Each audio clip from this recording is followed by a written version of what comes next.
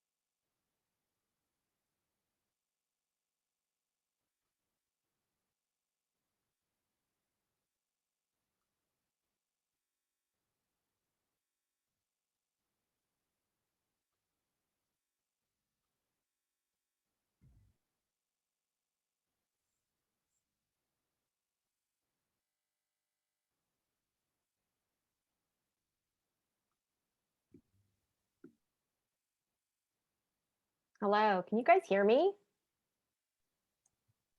Yes, we can. Yay, Mark, how are you? Great. MPK, how you? I'm good. I think we have a coffee date coming up. Tomorrow morning. Is it tomorrow already? I have no sense of time these days. So, oh my gosh, look at all the great faces. This is so exciting. How are you guys doing? We're going to be using the chat a little bit here. So feel free to pop that open. And I'm going to give you guys a quick just training on Zoom, like as if anybody needs to be trained on Zoom anymore. That's almost ridiculous that I said that. But yeah, let's see. Abby, Brita, Trasa, hello. Gemma, you made it. Sue, Jamie, Dolores, Emma, Debbie. Oh my gosh, it's been years since I've seen you. David, how are you guys doing? You can unmute yourself because this is not going to be just another screen tonight. And Dorothy, you made it in. I'm so glad. Lorraine, Jackie. Yeah. It's so quiet that it's a little unnerving. Unmute yourself and say hello for just a minute. Is it allowed? It'll let you unmute yourself, right? It will.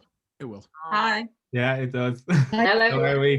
All right. Nice. Mary, good to see you. All right. Well, I know we've got some more people coming on, and just before we get into everything, give me a show of hands of how many people know how to switch back and forth between speaker view and gallery. Yeah, you can use your fake hand too. All right. Do we have anybody that wants to raise their hand and say, I'm not totally clear on how to do that? Okay.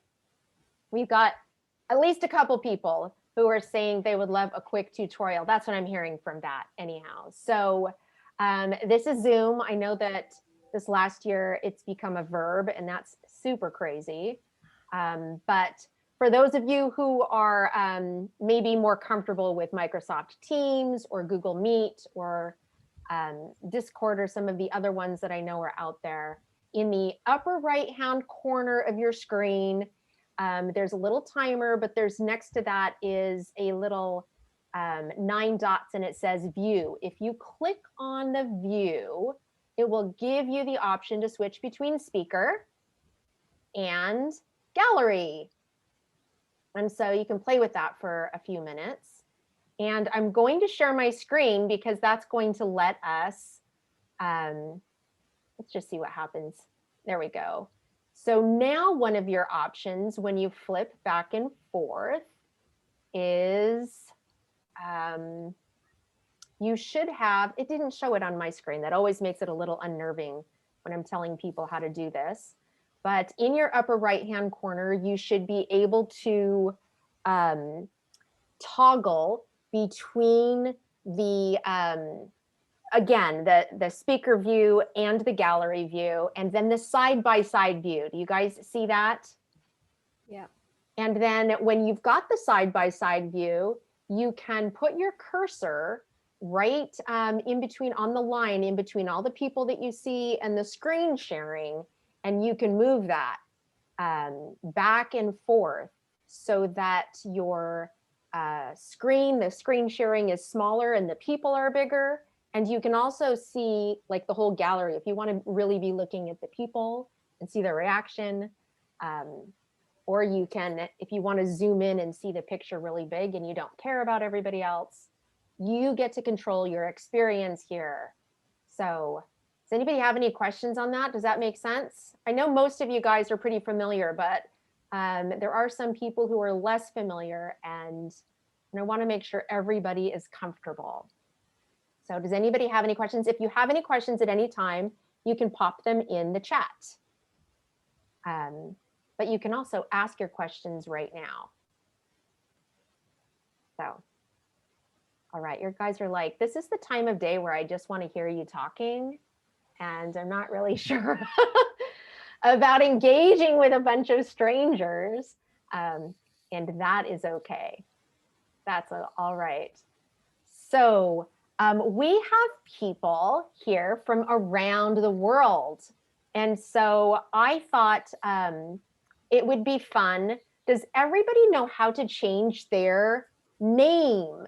And we're just going to do this for a minute. In fact, I don't want you to change your name, but if you can hover over your own face screen and with your cursor and right click on the 3 dots and choose to rename yourself, I want to still know your name, but then I also want you to add, where are you hanging out today in the world? Give me the city, state, country where you are. And I think it would be fun for everybody to just share, where are you in the world today? So we've got Galway, Ireland is making a huge presence. You guys have come out in full force today. Woohoo! We aren't going to let you down. Nice. My Galway ladies, thank you. Dave, is your last name Limerick or are you from Limerick? I'm thinking you are in Limerick, aren't you? I wish I was blessed with the last name Limerick, but I am from Limerick, yeah. Isn't that a great last name? Isn't it? Yeah, it can be your last name today. Excellent. I like that. We'll gift you with that. Mark is from Layton, Utah, my old stomping ground not that long ago. I just celebrated my 2-year anniversary being here. Can you believe it's been 2 years? I know. We have Abby and Nicola from, that is my 7. If you guys do calls in the evenings with me, I am enough. Every single day at 7:40, you guys have all heard it. Well, those of you who have been on the calls with me. It's always ringing. Abby and Nicola, you're from the UK. Welcome. Mary, you're here in Galway. Wishing I didn't see where you were wishing you were. Where do you wish you were? I couldn't fit it in, and I thought no one's going to think that. So I was wishing I was on a warm beach somewhere. We're Oh, calling from Galway. yes. Jamie, Prescott, Arizona. You're in Prescott today. She's one of my nomad friends, and I never really know where she's Yes. calling from. Yes, I am. Nice. Birmingham. Emma's in Birmingham. You probably don't say it that way. That's my American accent, isn't it? Do you say it like Birmingham, or is it just Birmingham? I don't know. It's a quiet one over there. Debbie in West Valley. Nice. Well, folks, thank you very much for joining. We are going to get started here, and I'm not going to take up too much of your time, but I do want to have fun with you today. I recognize that we are all zoomed out, and I really appreciate you gifting me with your presence today and your attention, because it really does mean a lot, and it's asking a lot of people to spend time in front of a computer screen, because we're living in front of computer screens right now. So I really do appreciate that. I am going to jump into going back to sharing my screen. Where are we here? And we're going to jump into this. This is, like I said, 2 things that you should know about today's presentation is that, well, a few things. One, it's going to be interactive. So we're going to use the chat feature. So get comfortable with that. We'll be leaning in, asking some questions, answering questions, sharing whatever you feel comfortable sharing. Or if you choose to share what you're uncomfortable sharing, since we are going to be learning today about being uncomfortable and doing it anyhow. Also, this is a non-selling per Brene Brown's requirements, strict rules. When I'm sharing about Brene Brown and Dare to Lead and her research and the programming, it is a non-selling conversation. So what that means is that if you have questions, I will answer whatever questions you have. We do have programs. I will direct you to where you can find information about those programs. But the purpose of today is to share good information, to teach you what I have learned about the skill sets for Dare to Lead, which is really about being your best self in most everything that you can do in this world. So without further ado, I will let's see here. I need to figure out how to do the technology for myself here. Some of you are probably laughing because I run tech support for some of you guys on calls. I'm like, you're going to see the other side of what it looks like when I'm in front of the camera and also being tech support for myself. So what we're going to learn today is not just about leadership, not just about courage building or daring bravery, but we're learning about high impact leadership. And what I truly believe is the future of leadership. In fact, leadership of the future won't really have the option of leading the old way. And I think we've seen a lot of examples around the world in very recent history of people rebelling, saying, I want to do it different. I think there's a better way to do that. And witnessing people leaning in and people leading who didn't even realize they were leading. And I think that we all probably have stories like that these days. Leadership can take us by surprise. And I also believe that every one of us is a leader in our own rights. So specifically what we will discuss today and share. And I also am going to just do a little caveat here. Since I have moved, and I'll share my story in a few minutes, but most of you guys know that I moved to Ireland 2 years ago. Since I crossed over the pond from America to Europe, I can no longer spell simple words. And so you're going to see typos and misspellings and going back and forth between the word behavior. Is it with a U? Is it not with a U? My brain can't decide. So you're going to see it all different ways. Please do not hold it against me. But it is what it is. It's part of who I am today. And one of the things that we will start with is traits, skills, and behaviors of high impact leaders. We will also talk about why some leaders are more impactful than others. We have witnessed lots of styles of leadership, types of leaders, different leaders in big positions, and some major fails. I would also see some very public fails, and we'll be even touching on what does it mean to fail, and when you're the one who is failing, what does that look like, and how do you get back up again? And really the magic equation to lead with your whole heart, because this is leadership of the future. Leadership of the future requires you to lead with this right here. And I'm going to share with you today more about what that looks like and why that is so important. But the most important takeaway that we have today is that I have tools to help. I want you to believe that you've got tools to help you feel stronger and braver. So I'm going to switch up how I'm sharing my screen right now because I'm not liking what we've got here. And I'm going to go into presentation mode.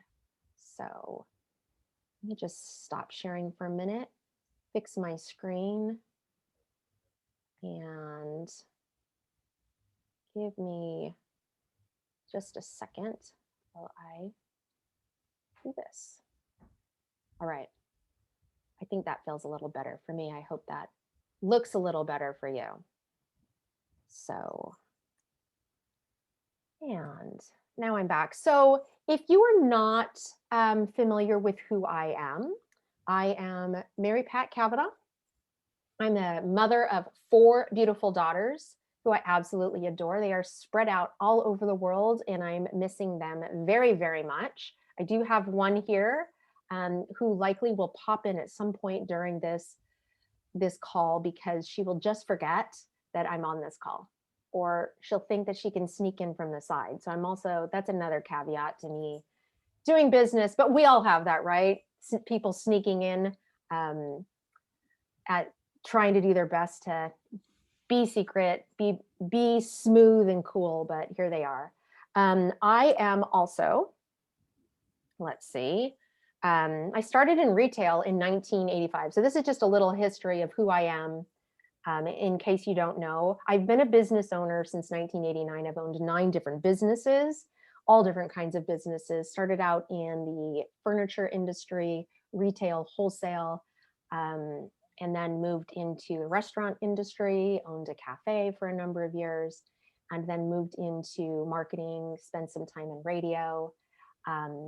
Been working in marketing for most of the last 30 something years in a variety of different ways. I opened Strategic Results Marketing in 1999 as a full service marketing agency, is currently more of a boutique agency specializing in your online brand messaging. And I am still running that, but we have recently launched the MPK brand, and that is what I am representing today. I have been training business owners, directors, and managers since 2005, so a while.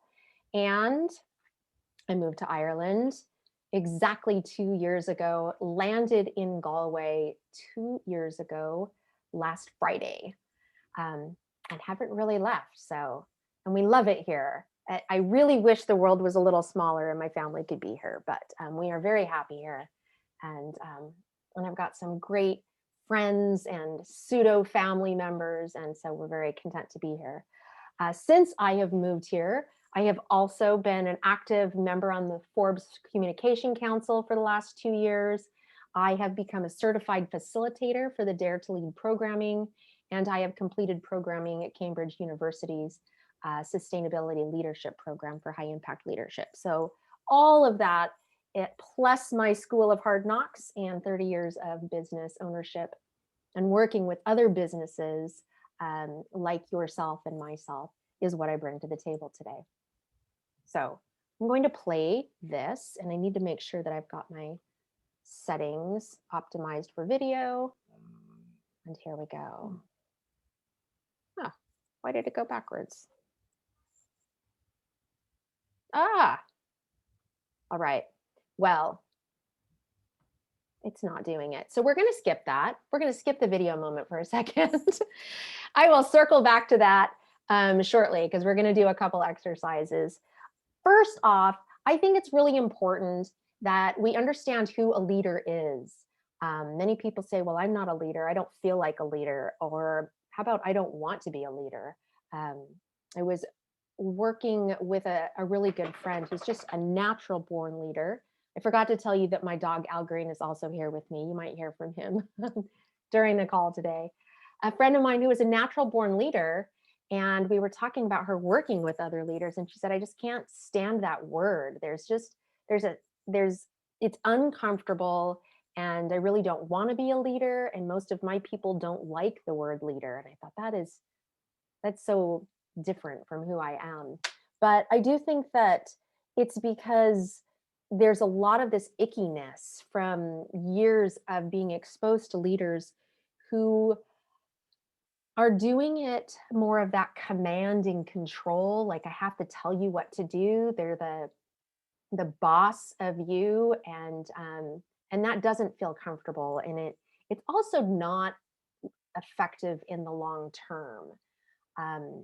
Some will argue, well, I do it because it works, but statistics show that it doesn't. That style of leadership doesn't actually work in the long term.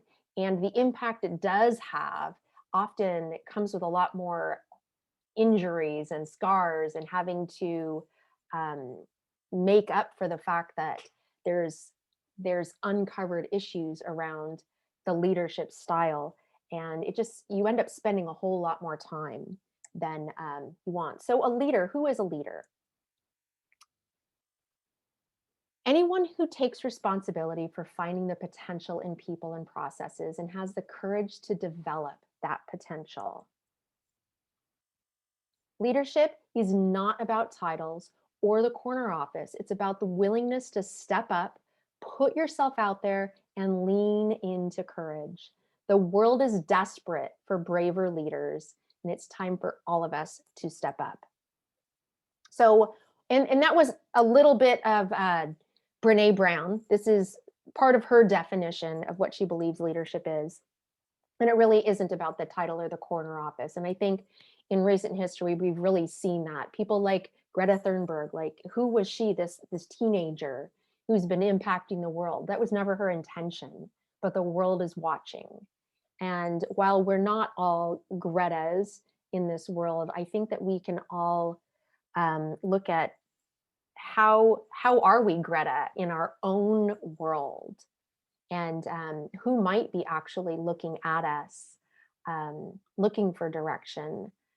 So just doing a quick check on the chat, because I do want to stay connected to everyone. And looks like Sinead, you made it. I was thinking you weren't going to make it today, so welcome. Nice. Okay, so what is courageous leadership? Courageous leadership means to exemplify values-based behaviors for the greater good of yourself, your team, your company, your community, and your world. Your values define who you are.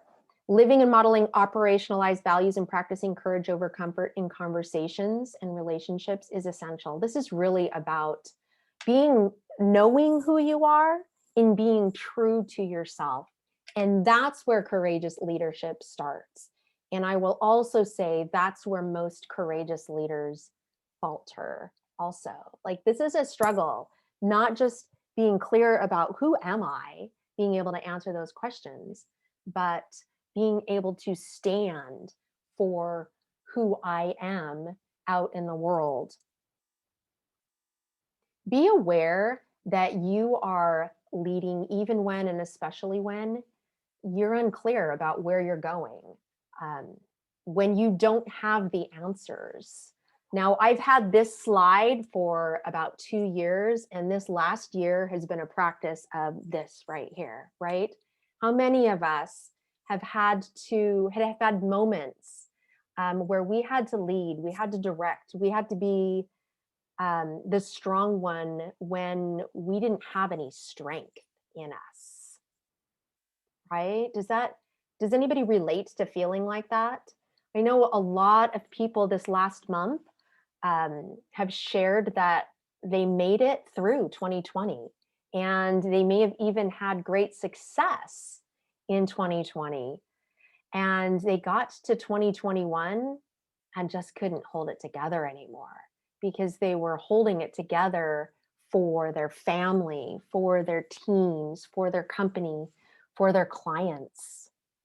Do you relate to this? You feel free to pop anything into the chat. If I share anything that it has been tough living through the chaos. It's been a lot.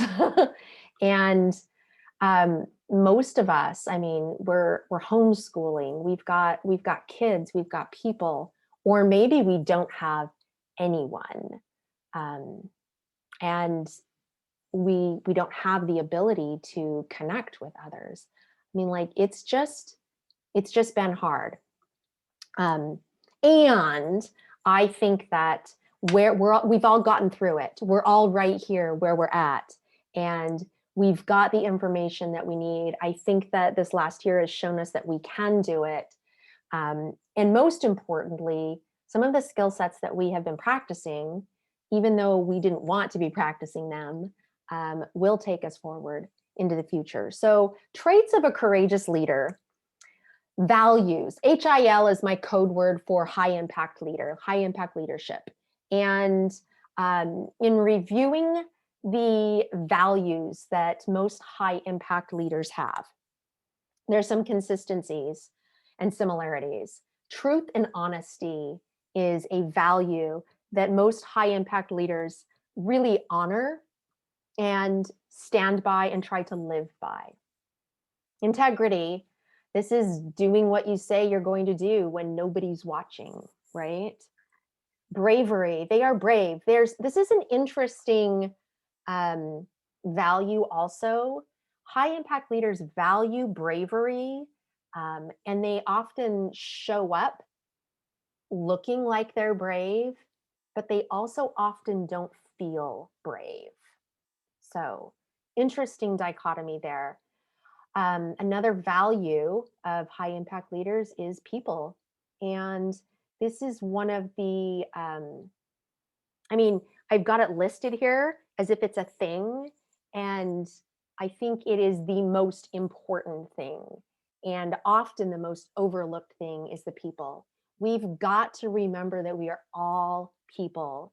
And when we look at the things that divide us and pull us apart from each other, it's our ability to do, and I say our ability because all of us can get sucked into this, even though we don't like it when we see it in others. And that is what divides us, is when we get sucked into the conversations and the mindset that people are less than. If they don't agree with us, or if they think that thought, or if they support that person, then they must not be my kind of person, and therefore they're not good enough anymore. And this is very dividing. It's the opposite of what we want to do and what high impact leaders do when they're being high impact leaders. So, the pressure to hold everything together without our normal support networks or normal ways of communicating can be tough. Absolutely. It can be really rough out there. The mindset of high impact leaders is the next thing that I want to share, because again, these are the common threads that weave some of these things together, that are commonalities between the people who are doing it really well. And the other thing about high impact leadership is we're about the big vision.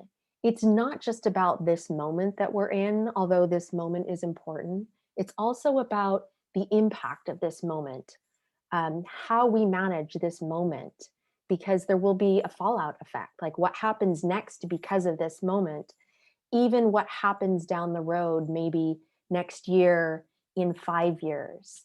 A lot of the climate change stuff, the sustainability is really focusing on our impact of what we can do today and how that impacts our tomorrow. For me, I look at my daughters, who in the coming years will likely be having children of their own, and those children to be able to look around at the world and see what we did to help create this world, prepare it unknowingly, right? So the mindset of high impact leaders, emotional intelligence, EQ is emotional intelligence. They have high emotional literacy. This means that they're very aware, not just of themselves and what's happening, how they're thinking. They notice their thoughts. They're also noticing how they respond in different situations. And let's be really clear, great leaders are not great in all moments. All of us, we have great moments and we have bad moments. Life is a continuum. And I think we need to be kind with ourselves in recognizing that, sometimes the best that we can be today isn't great, but it's still the best that we can be today. So high impact leadership, they're high on that emotional literacy. They also take that self-awareness and they look at the relational awareness. What's happening in the room? When I do this, what is the impact of that thing? And being able to manage that, not in a controlling way, but in a responsible way, taking responsibility for their actions. Systemic thinking, this is similar. Like they do something and they see the big picture, how this moment is connected to what will happen next. And kindness. They lead with kindness. They believe in kindness. And this is one of the things that I strive for, because I find that there are some days that it's just really hard to be kind, to think kind thoughts. I used to joke around that, if all the stupid people would just go away, right? That is so not kind. It is so not nice. But sometimes we just feel that way. And so practicing more kindness. And what I love about all of this is that the awareness is often the first step in making change. You don't even have to change, but knowing that kindness is a mindset and thinking about kindness more often, and what does kindness look like, and how can I be more kind, and thinking those thoughts without judgment. This is how we can all become high impact leaders. And then of course, next is the behaviors and the skills. So high impact leadership, people are transparent. They are not, or maybe they are uncomfortable, but if they're having a bad day and they show up to a team meeting, that they acknowledge that they're having, I'm not showing up as my best self right now. And so I hope that what I'm saying makes sense, or whatever they need to do, but they're honest about who they are right now in this moment. I was just talking with my accountant a couple hours ago, and she was talking about how she has to show up, as a woman in an industry that's mostly driven by numbers and men, honestly, and a lot of male energy. And saying, well, I didn't even want people to know I was pregnant. She just had a baby and I didn't know. It's like, wow. She goes, I just don't want people to think of me as like somebody that's just a hobby-based business, because the next step is that they don't want to pay my rates. And then the next step is they don't want to do business with me. And I just thought, oh, like that is so sad and so true, right? A lot of us have experienced that firsthand. So the next behavior and skill is listening first and completely. And then collaboration. A lot of women are naturally good at this, and then they go into business and they forget that they're naturally good at collaborating, and they get like not the best side of themselves. And that's a generalization. It's not always true. And when I talk about male energy and female energy, I really believe that we have both of those energies in us, and that the future of leadership is all of us, men and women, really bringing those together in harmony. There are moments where that male energy in all of us works and it's the right energy. And there are other moments that it's the feminine energy that you need to tap into for that moment. And so collaboration with each other and with ourselves, right, starts right here. Shared vision is another behavior. Like a high impact leader is always aware of the vision of what they're trying to do, and they're able to share it through storytelling, holding the space for that shared vision. And then values. This isn't just values. This is those operationalized values. These are values that you know exactly what it looks like. When you say integrity, I know that it means that I'm going to do what I said, even when you're not looking. And I'm not going to try to hide behind something else. And they recognize people. Again, it goes back to people. We are people. And we need, in this world that is global, that is filled with technology, where we are spending hours and hours and hours every single day in front of screens. Like George Orwell saw this coming, but most of us somehow didn't see it coming. And we need to not forget and not ever lose sight that there's people on the other side of that little green dot, right?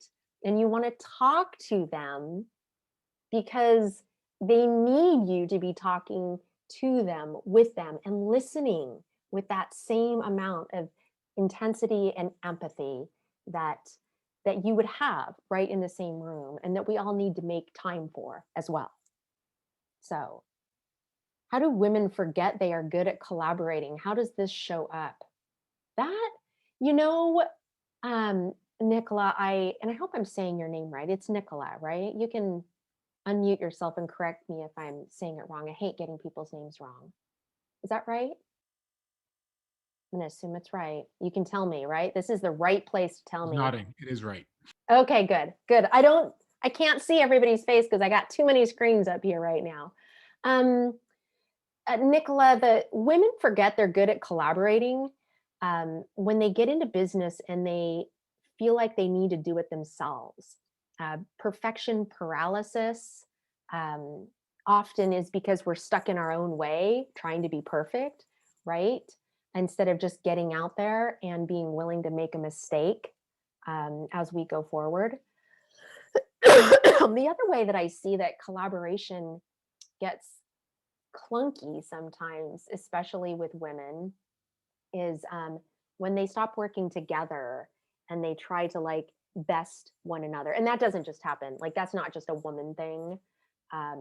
But the reason I say that is that feminine energy is naturally community driven and it's collaborative. And so it almost feels out of integrity when you show up and you're not that way. So making sure that we're balancing the male and the female, the yin and the yang, whatever that looks like. I hope that was a good enough answer for you. So I will circle back to some of these responses.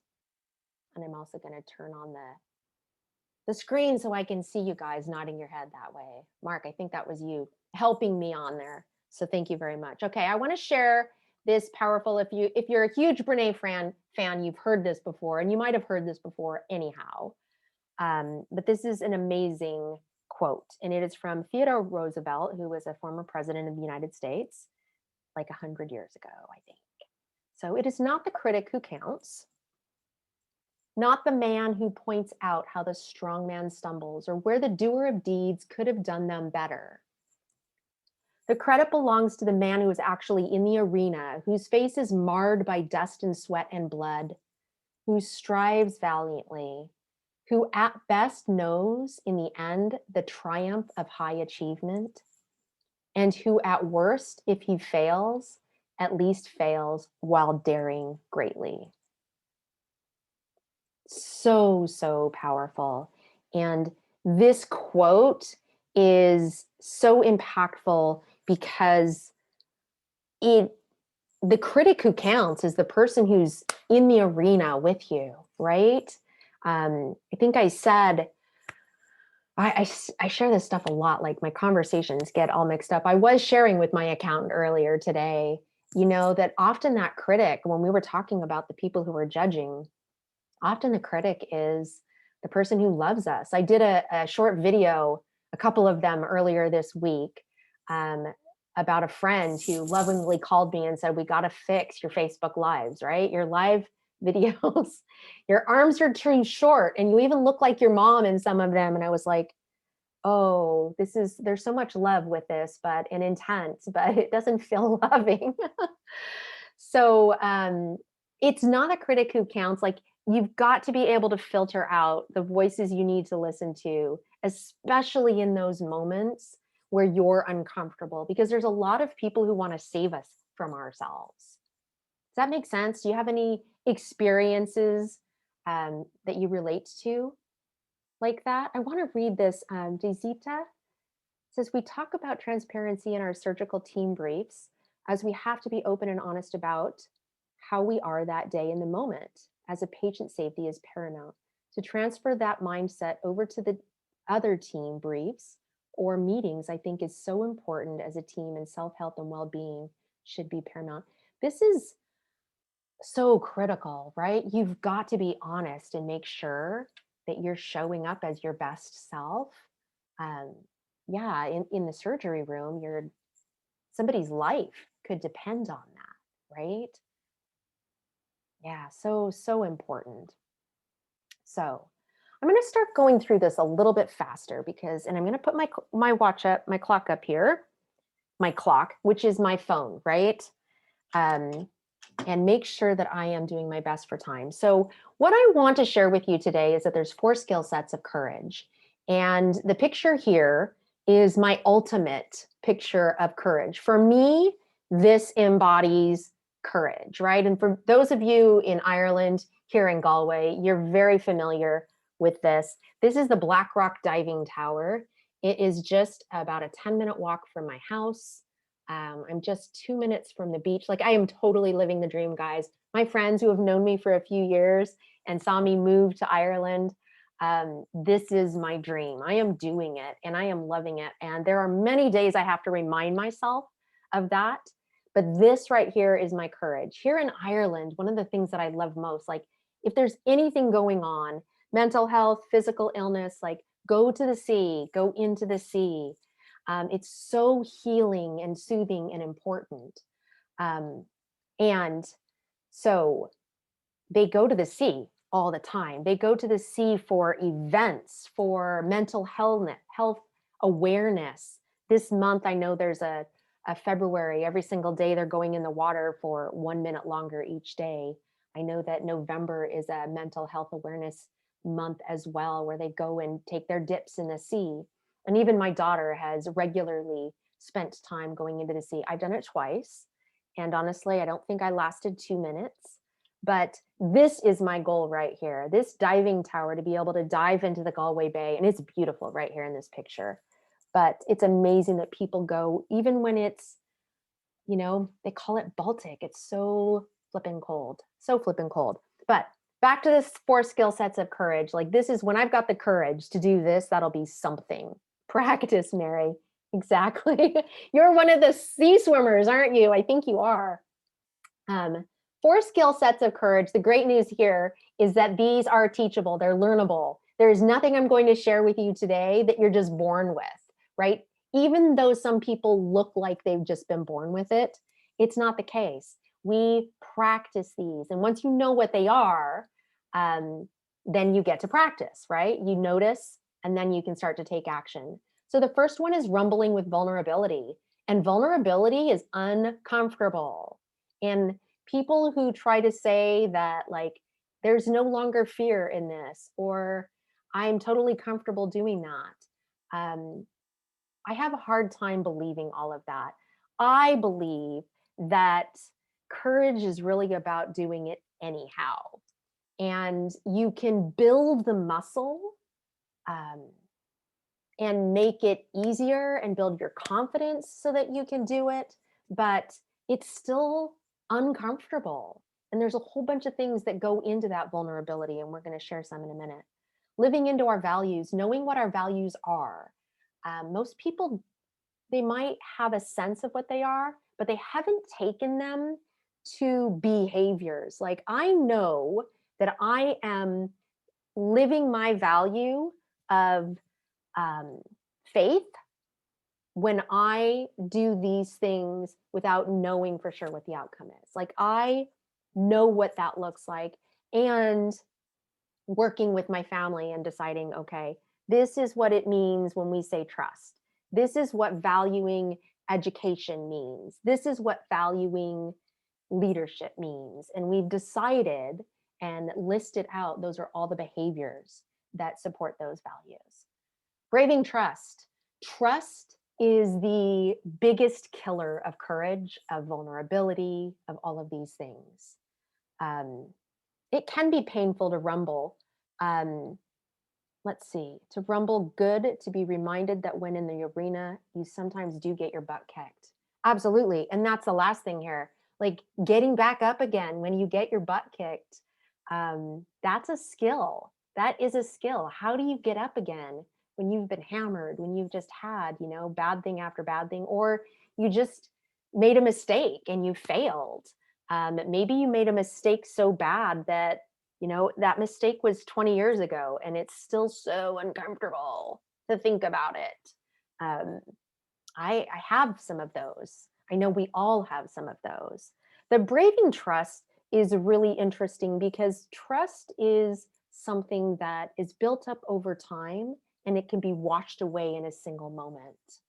And it doesn't come with a title. It doesn't come just because you don't know somebody. It needs to be earned.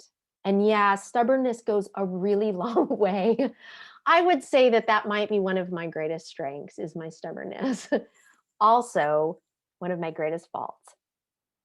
Things that get in the way of courage, having tough conversations. And these are things that we have to do all the time. I had to have a meeting with one of my team members, and we had to reorganize how our team was structured, because we had this person doing things that he was uncomfortable, and this person doing things that he wasn't doing a great job. And it was so easy to see that if we just moved these people around a little bit, everything would get easier. But there's pride involved. And when you've been the one who assigned those tasks and those projects, and changing your mind and saying, you know what, it's not working, let's do it differently. And that's, you know, that's what happens in teams and business. And then there's the family tough conversations, right? Somebody makes a mistake or going through a rough time. When we have our fears and our feelings, and this is where the emotional intelligence comes up, like, everything goes in through your brain back here before it gets to the logical part. So sometimes it stops right there, and it stops us from being able to practice courage. When trust is being, you know, cut away at, and I just don't trust you like I used to anymore, then you can't have the courage. Like, it's hard to show up with courage. Setbacks, lack of innovation, problem solving. So these are some of the things that actually require courage. To be innovative, to have a team that is practicing innovation, you have to be able to have a safe environment filled with courage to make those mistakes. Problem solving, inclusivity, diversity, and equity. And I would add into this belonging, because belonging is that sense of perfectionism. Yeah, exactly. That's the last one we're getting to. Belonging, though, with the inclusivity, diversity, and equity. This is, I think, how you bring it all together. And that belonging piece is what a lot of us have been missing in 2020, feeling isolated and disconnected. We need to feel connected. And it takes courage, but it also takes like safe space. And so when we're thinking of ourselves and when we're thinking of others, kind of be aware of this. shame and blame, we all have our shame stories. Often, I think statistics go that like 80% of people will have a serious shaming moment that they can remember from their school days. Since I've moved to Ireland, that's closer to 100%.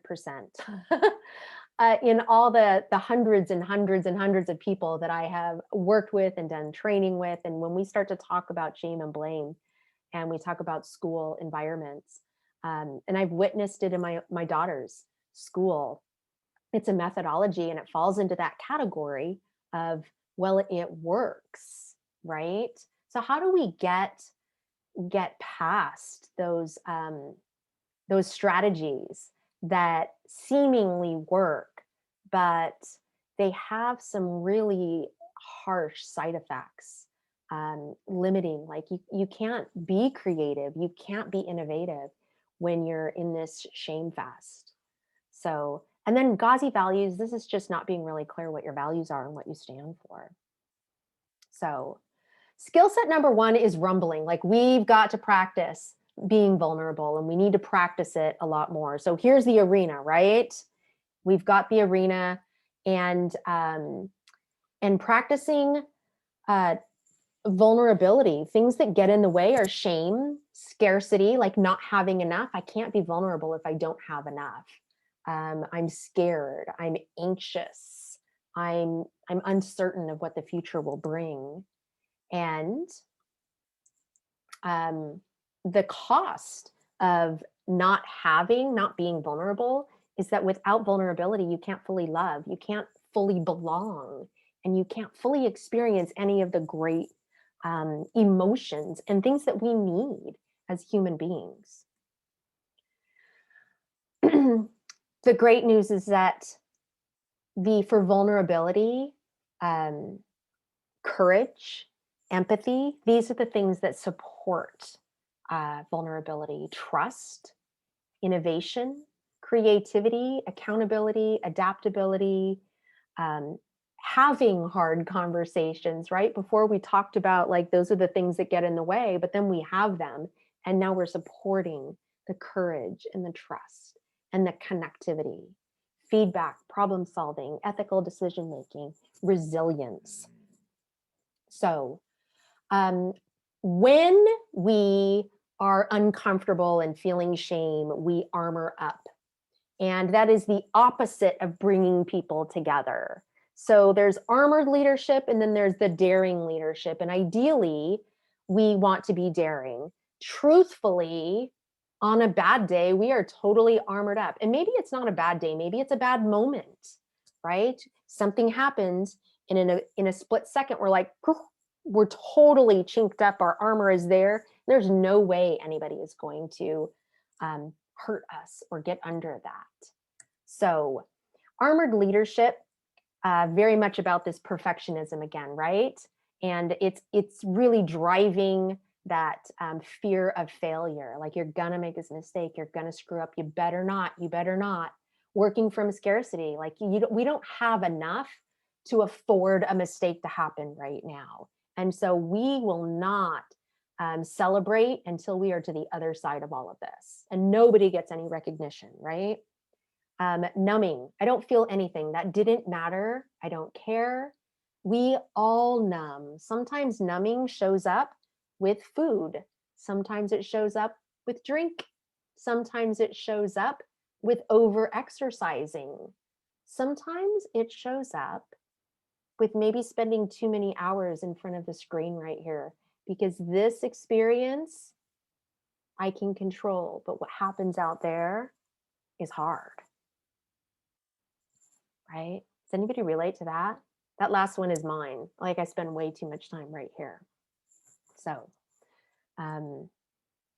how do you numb yourself? Because we all numb ourselves. These armored leadership, I'm listing 6 of these. There's like 16 of them. There's a whole bunch. These are some of the more common ones. And I'm going to show you in a second how we want to be. That false dichotomy of like victim or Viking, crush or be crushed. It's a dog eat dog world out there, right? I remember being in my early 20s, owning a business. And actually, when I was 25, divorced, my husband had left me. I had 2 small children. They were 4 months and 2.5 years. I had a little cafe in the mountains in Arizona. And I didn't know anything. I didn't even know how to cook.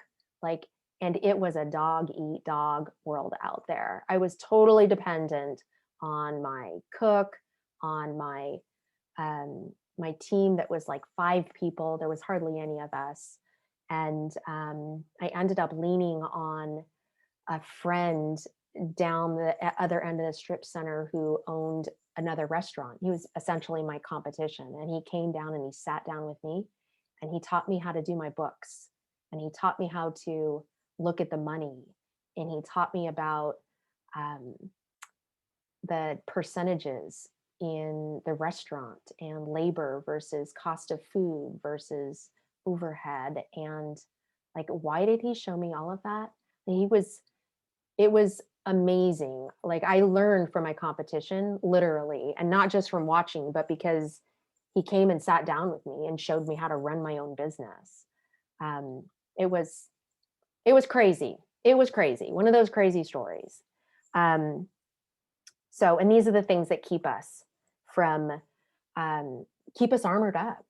Being a knower instead of being right. In our family, we joke all the time because it's been ingrained. Like, we all say, I know. And we catch ourselves. Like, it's just a natural reaction.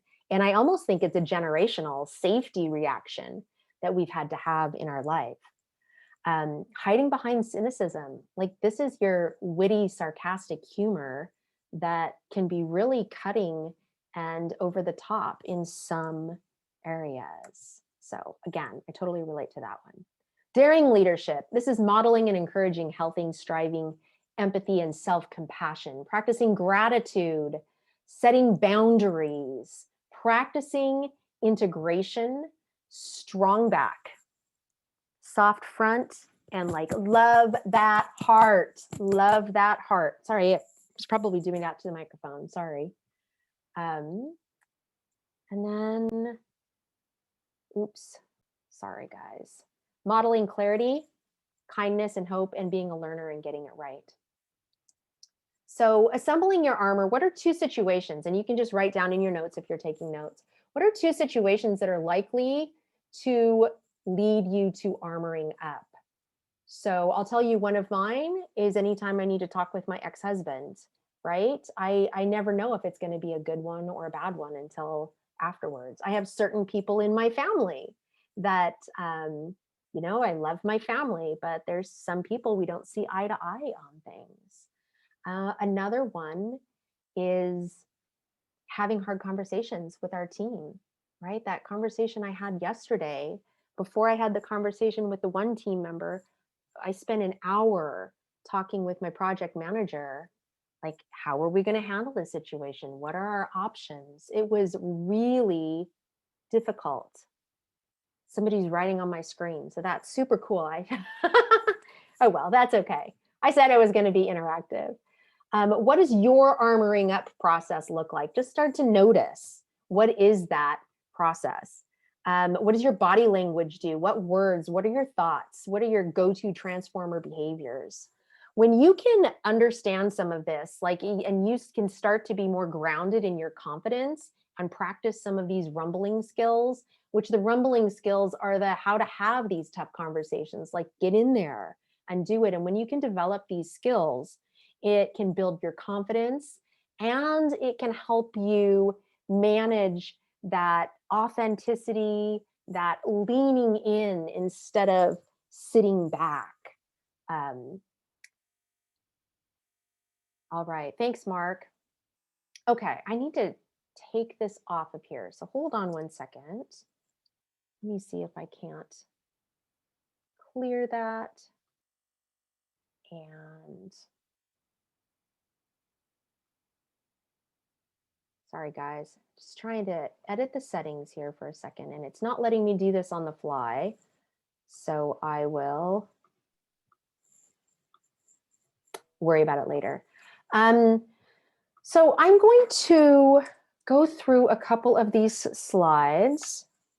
And living into our values. This is the second skill set. And this is really about just being really clear about what are your values? What do they look like in action? I shared a little bit about this earlier. And here's an example. Be brave. This is powerful work that transforms and challenges people and systems. This is actually one of Brene Brown's, how she defines, how her company defines bravery. Creating safe and brave spaces for people to show up and be seen means both skill building around vulnerability, courage, shame, and empathy, and working to dismantle the systems that devalue and dehumanize people. So it's really specific about what they need to do to showcase and live into being brave. Trust is so important.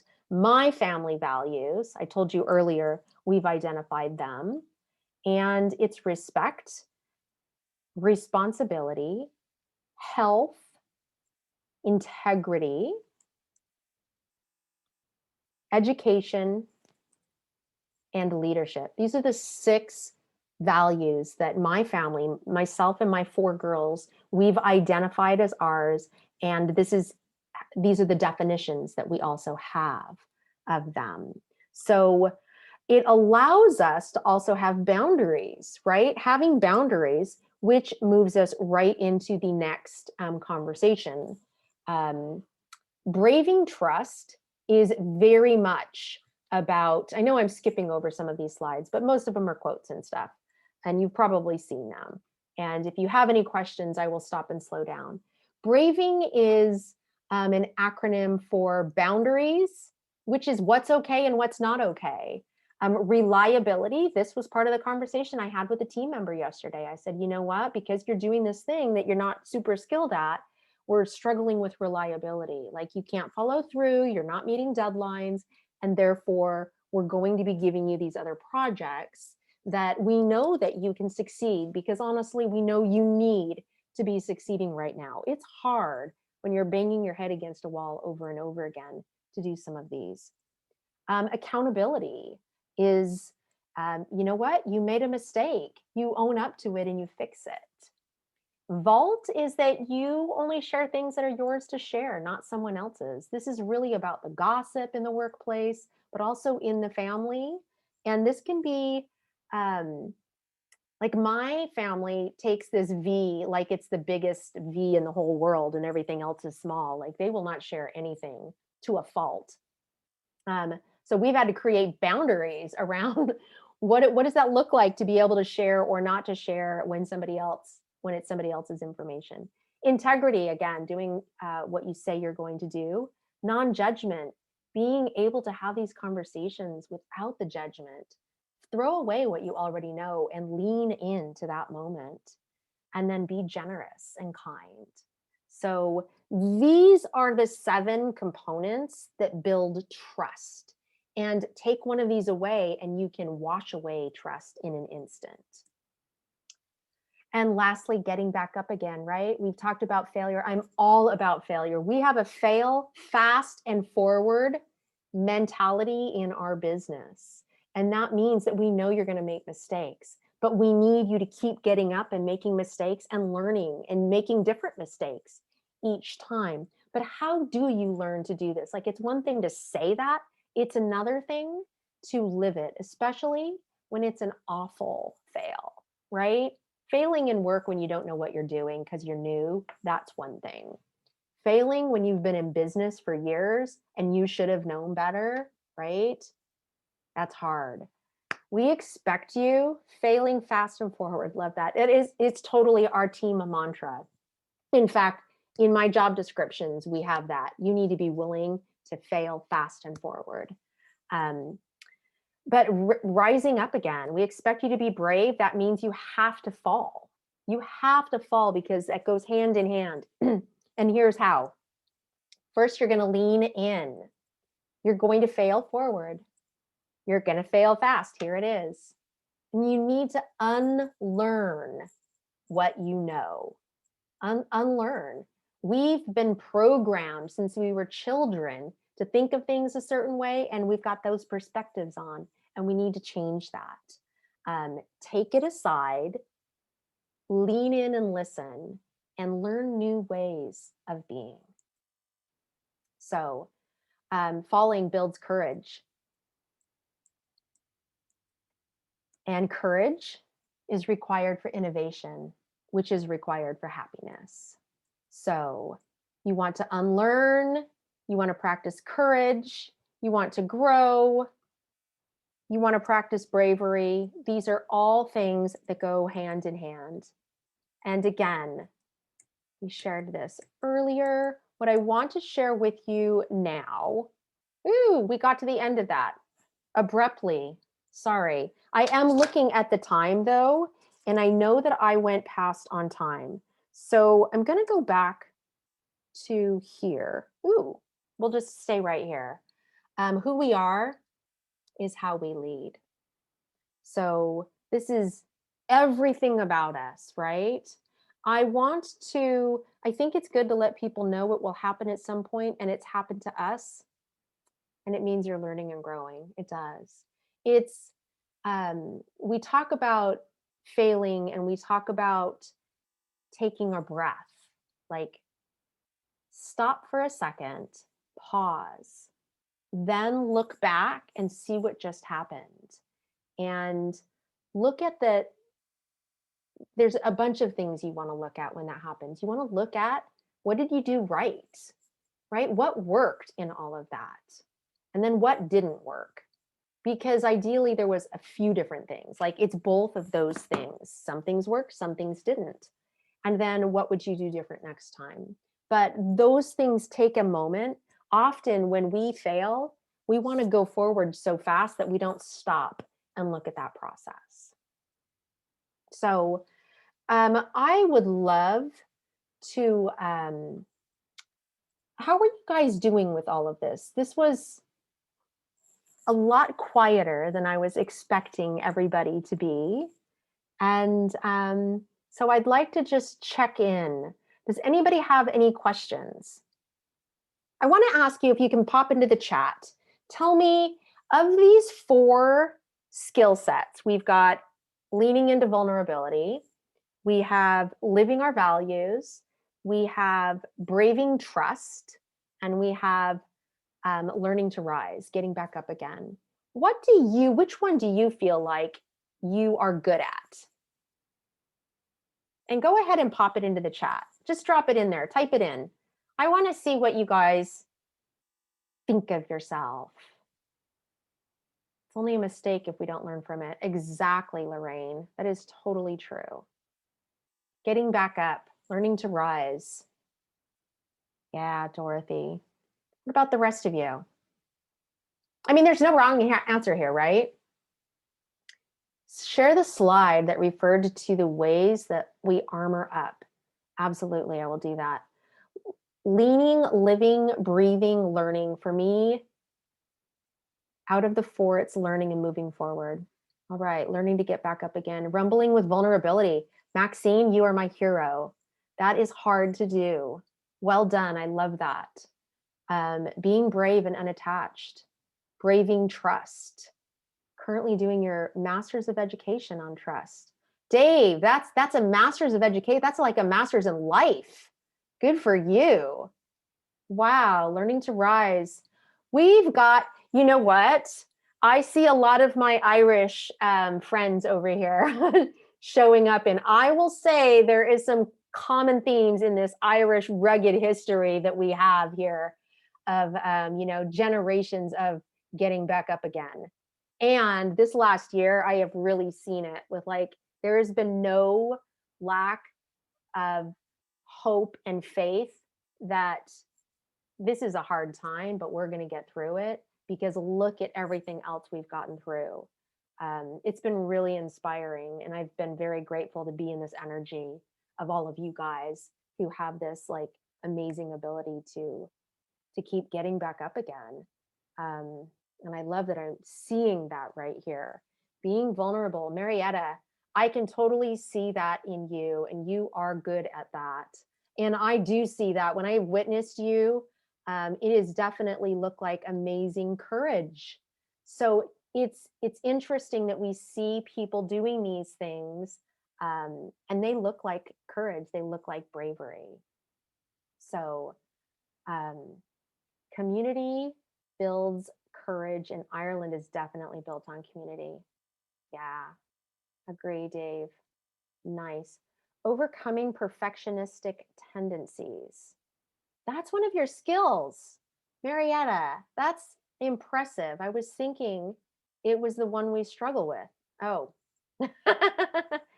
Oh, so you switched the answers. Yeah, both of them. Got it. Got it. All right, let me go back. Somebody had said they wanted to see that slide again on armoring up. And there's a lot. Like when we look at the book, it's just a whole open part of the book. And there's this Likert scale. So, right, you're going to measure yourself. And I feel like we live, you guys know what a Likert scale is? It's the like dots that go across. And I feel like we live on that scale. And if it was a 10-point scale, there are some days where I can only get up to like a 2, and that's my best self. Sometimes I'm feeling like a 10. And then there's days where I feel like I have to pretend I'm a 10, hoping that I can make it to like a 3 or a 4, right? Anybody relate to that, or is that just me? Okay, let me go over, I'm going to share that screen for you. Somebody want to, if you want to share anything, you are welcome to hop in here. I do want to share with you, if anybody is interested in Brene Brown.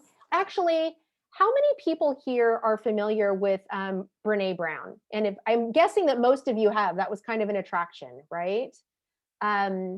What about her book? How many people here have read the Dare to Lead book? Trasa, Dave, Jackie, Marietta. You're going like this. I don't know if that's a yes or no. Jamie's read the book. Wonderful. Most people want to read the book, right? And it's on that pile right there that we hope that it will just like absorb into our head because it's sitting here. Good job, Dave. Has anybody here taken the I can't even speak, the Daring Leadership Assessment? So Brene Brown has a free assessment. You can take it. You can go on to her website at daretolead.brenebrown.com, and you can take an assessment. It'll grade you, give you a score on each of these 4 things that we learned today. If you have any interest in doing that assessment, and then I'm willing to have a coffee date with you, and we will review those together if you have interest in that. Totally willing to do that. And I would love to do that. I want to say with all of you, and if you all signed up, my calendar would be crazy, but I'm just going to throw that out anyhow. If you all signed up, I would make that work. I am going to go back to that slide. My screen is, I'm still sharing. Maybe that's my problem.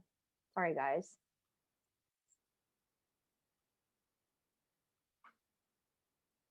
Okay, let's go.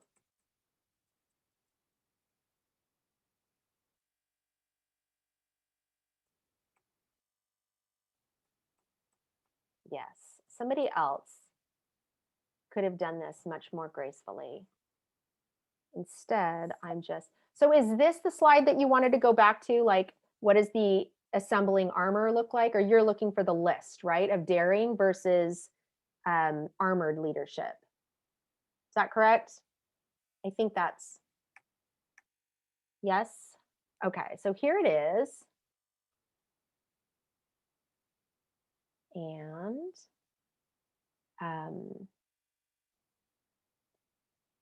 who was it that asked for that?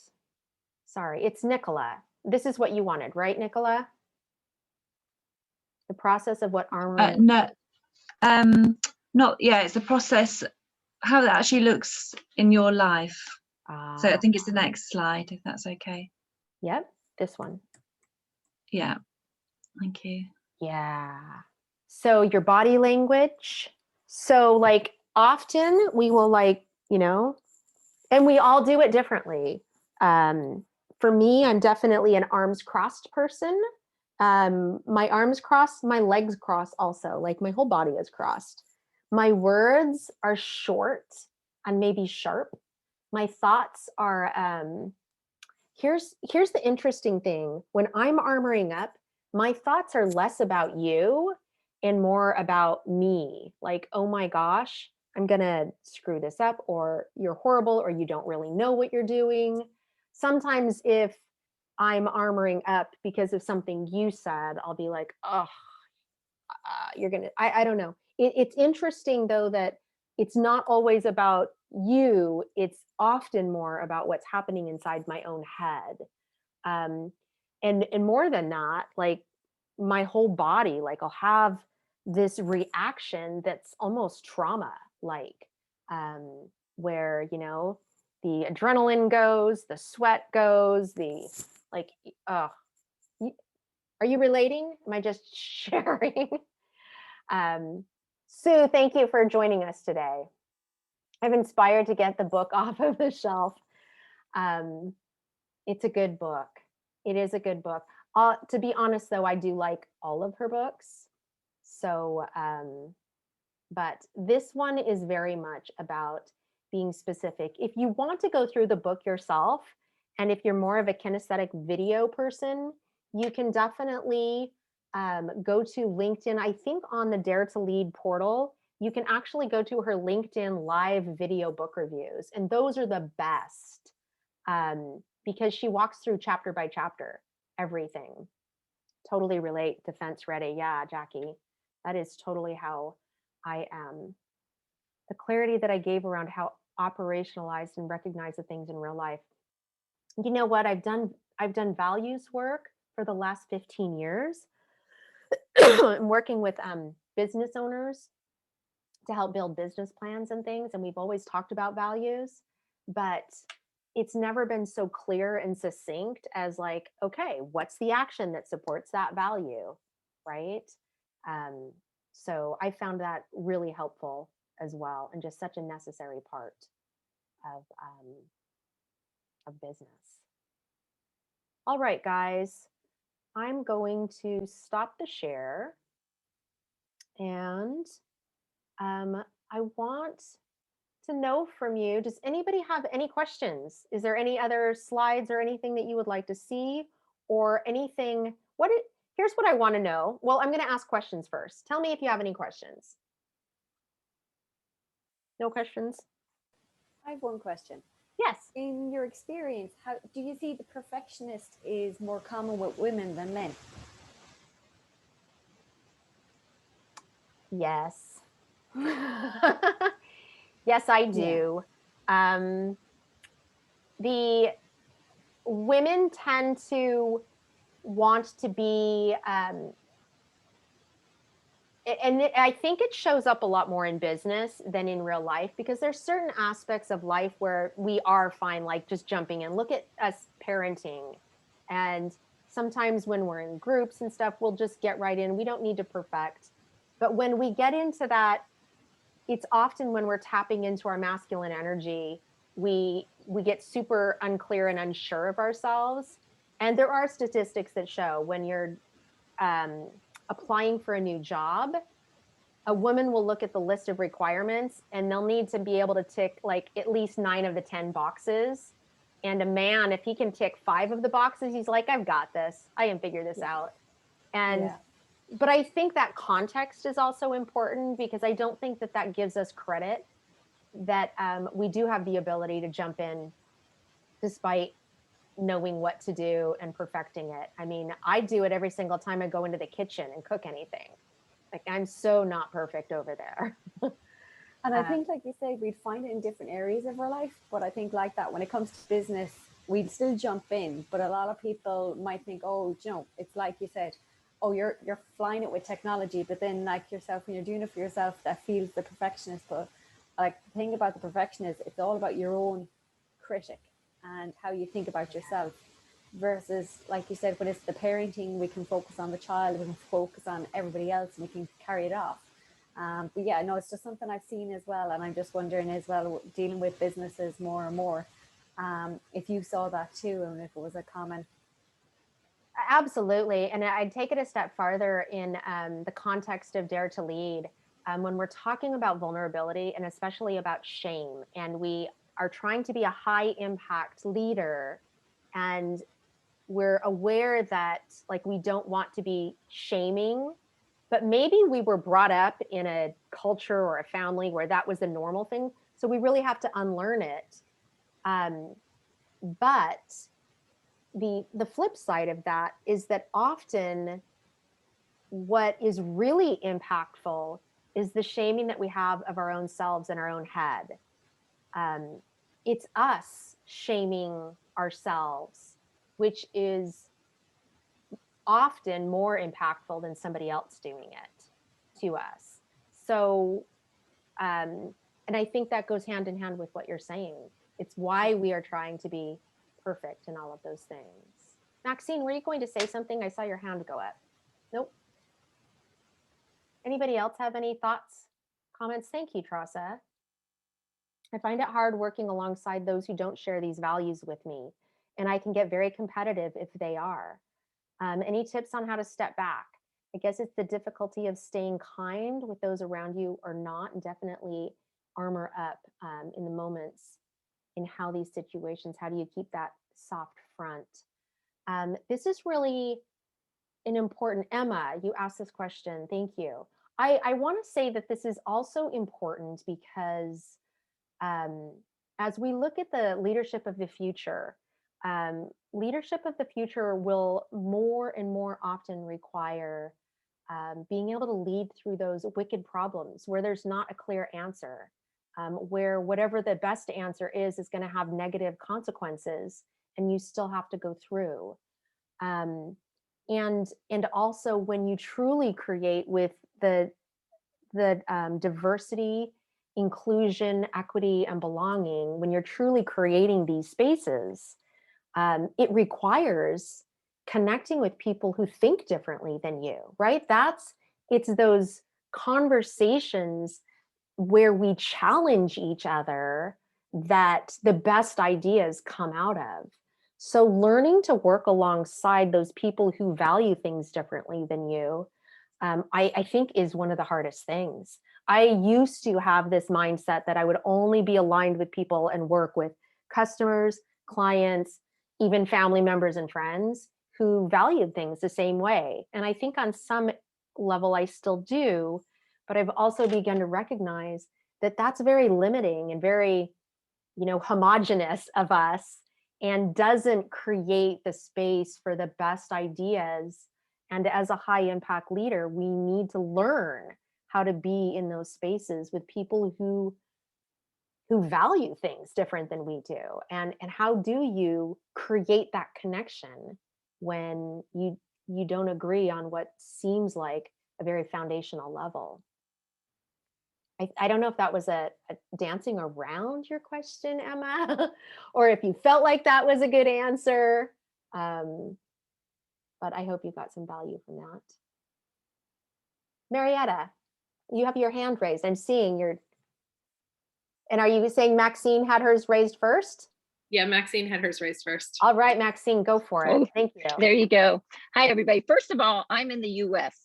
So we have learned in the past couple of years, it has been quite a learning curve for a lot of us. And Maxine, it's been, where in the US are you from? I'm in Florida. Notice no sleeves, right? So it's that. really warm here. It's 80 degrees today. So yeah. So I'm in Florida. So I'm in the South, which is even a microcosm of the US. So it's been very, very interesting to learn what your own values are, to set your own boundaries, to do everything in the US. The other thing is I'm an attorney who does estate planning. And you really find you have to figure out people's values pretty quick, because you have to listen to them say things about their own children that they won't say in the real world. And it's really interesting to get them to the point of trusting you, that they tell you things that have happened with their children and all. So it's really interesting when you start dealing with these populations when you're in business and decide who you're going to serve, because you have to decide how vulnerable you're going to be to get them to be vulnerable. So it's fascinating. It is fascinating and very impactful. Thank you. Thank you for that, Maxine. Nice. Marietta. just to kind of piggyback a little bit on what Maxine was saying, I'm not in the US, I'm in Canada. But, you know, many of my clients are American and people that I work with every day. And, you know, I found myself in a situation yesterday where, you know, I had a really great conversation. No political conversations came up, but I'm pretty clear about where I stand on how I feel about what's happened. Even if I'm not an American citizen, I'm entitled to an opinion. And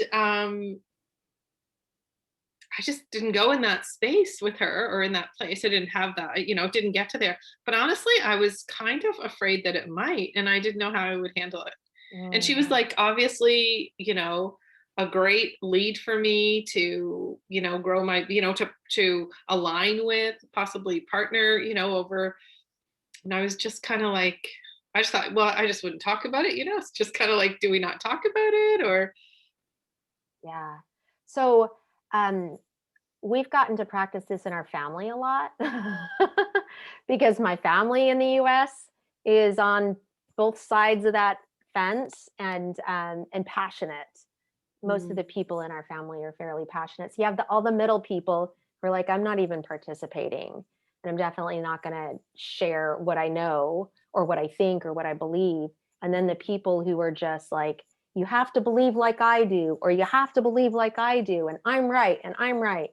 And those don't bring people together, right? So when you look at the belonging and how to bring people together, and politically, which was, I think that was your question, Marietta, how do you do this and stay connected to people who have a value system that's different than yours? You have to lean in, like, and you have to listen to find the connection, because when you can lean in and really be human, like, and often with some of these people, it might not be safe. Like, you have to evaluate and use your emotional intelligence. It might not be safe. I have an aunt who, I love her dearly, but I won't go head to head with her. She is mean and awful, and I will be left bleeding on the side of the road. And that is just her methodology when it comes to politics and what she believes in and being right. And so she's not somebody that I would really choose that. But if I had to be in that conversation, I know that it takes leaning in, it takes listening to find the connection. If we try to create, like, if you think to the selling conversations when you first meet somebody, maybe if anybody's done cold calling sales, it's a very similar skill set to listen for the connection, to find the what is it that people really want, and then hear what is important, validate them. Will Smith has this great video that he does, and he calls it love. You have to love people. It doesn't mean you have to agree with them, but love is LUV, and it starts with listening. You have to lean in and listen. And then you have to understand. Like, you have to lean in enough to be able to understand what that person is really saying, not just necessarily the words, but what do they mean? Why is this so important to them? And then validate them. That's the V, the LUV. And I love that, because it doesn't say you have to agree with them, because you don't. But when you can listen, lean in, understand, and validate, and that person needs to feel like they've been heard, like they've been understood. And when that happens, then you have that connection, and then you can have a conversation or choose to separate, whatever that is. Does that make sense? And was that helpful? yeah, I still don't know that I could actually do that. And you know, it just, honestly, it seems really like, part of me is just like, pardon the French, fuck it. Like, I'm not interested. yeah. And maybe that's on me. But I just feel like, we just have to kind of agree to disagree. And I just can't be like, if you don't get that part of it, like, and I never thought I'd be so polarized, but I really, truly like am conflicted and polarized around it. Like, it's just like, I just can't go there. That is too far apart from my values. And not everybody. If there's any inch of that you can agree with, then I can't go there. Yeah. And that's maybe to my detriment. I don't know. It's just, we have our prerogative. And when you're in a client conversation or a selling conversation, it's one thing. When you're in a group and you need that team of people to be working together, then there's a different motivation, right? Yeah. So I think context is really important. That's probably true. That's probably true. All right. Thank you for that, Mary Pat. That's a great talk. Thank you. You're welcome. Thank you. Do we have any other questions? And I love the people who are probably bold heart, raising their hands and making me follow the rules here, because I know the rules. I should have been able to follow them. But you can raise your hand or you can just unmute yourself and ask a question. Any of that works. Let me just, it's hard to balance between, Maxine, I'm not sure if I saw. Sorry, yeah, just one more thing too.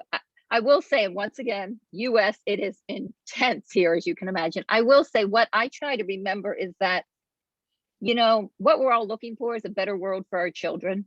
Mm-hmm. That's really, I don't care what you think, what you do, you can, there's about 90%, believe it or not, that if I'm American and I talk to other people that we will connect on.